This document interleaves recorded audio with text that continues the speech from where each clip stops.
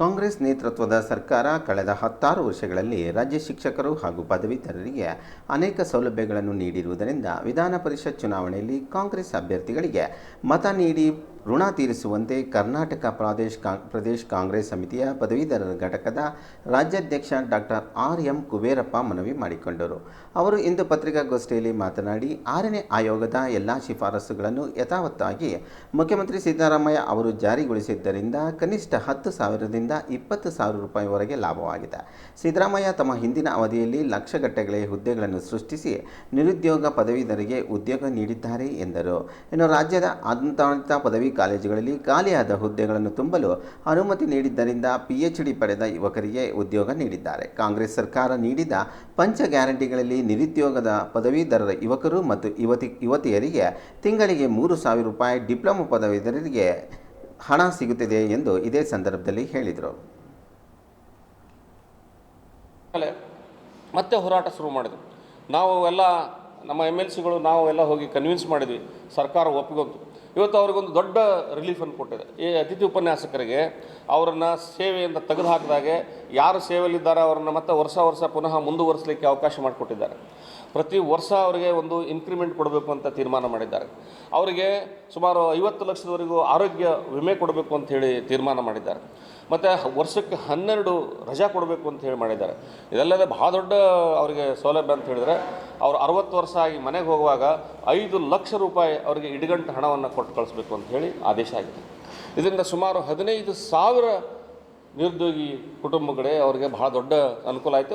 ಅವರಿಗೊಂದು ಭದ್ರತೆ ಬಂತು. ಸರ್ಕಾರ ಇಷ್ಟು ದೊಡ್ಡ ಪ್ರಮಾಣದ ಸೌಲಭ್ಯಗಳನ್ನು ಅವರಿಗೆ ಮಾಡಿದೆ. ಇತ್ತೀಚೆಗೆ ಆದೇಶ ಆಗಿರುವಂಥದ್ದು ತಮಗೆಲ್ಲ ಗೊತ್ತಿರುವಂಥ.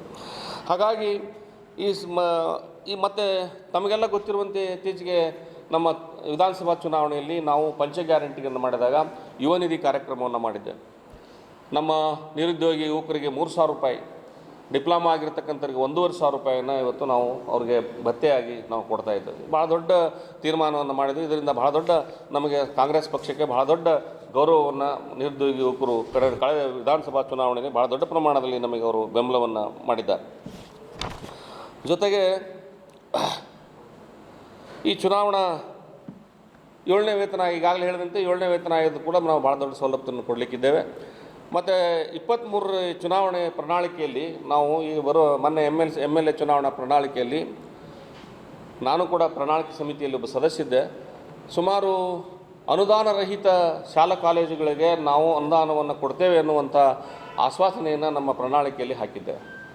ಹಾಗಾಗಿ ರಾಜ್ಯದ ಎಲ್ಲ ಅನುದಾನ ರಹಿತ ಶಾಲಾ ಕಾಲೇಜುಗಳಿಗೆ ಬರುವ ದಿನಗಳಲ್ಲಿ ನಾವು ಅವುಗಳನ್ನು ಅನುದಾನಕ್ಕೊಳಪಡಿಸೋದ್ರಿಂದ ಅನೇಕ ಜನ ಸುಮಾರು 40,000 50,000 ಜನ ಅತಿಥಿ ಉಪನ್ಯಾಸಕರಿಗೆ, ಶಿಕ್ಷಕರಿಗೆ, ಹೈಸ್ಕೂಲ್ ಶಿಕ್ಷಕರು, PU ಕಾಲೇಜ್ ಶಿಕ್ಷಕರು ಮತ್ತು ಪದವಿ ಕಾಲೇಜ್ ಶಿಕ್ಷಕರು ಅನುದಾನ ರಹಿತ ಏನೇನಿದ್ದಾವೆ ಅವೆಲ್ಲ ಅನುದಾನ ರಹಿತ ಮಾಡಲಿಕ್ಕೆ ಸಾಧ್ಯ ಇಲ್ಲ. ಇವರು ಓಡೋಗ್ತಾರೆ, ಒಂದು ಮಾಡಲಿಕ್ಕೆ ಸಾಧ್ಯ ಇಲ್ಲ, ಸರ್ಕಾರ ದಿವಾಳಿ ಆಗ್ತದೆ, ಹಾಗಾಗ್ತದೆ ಅಂತೇಳಿ ಮಾಡಿದ್ವಲ್ಲ ನಾವು. ಪಂಚ ಗ್ಯಾರಂಟಿಯನ್ನು ಕೊಟ್ಟಿವಲ್ಲ.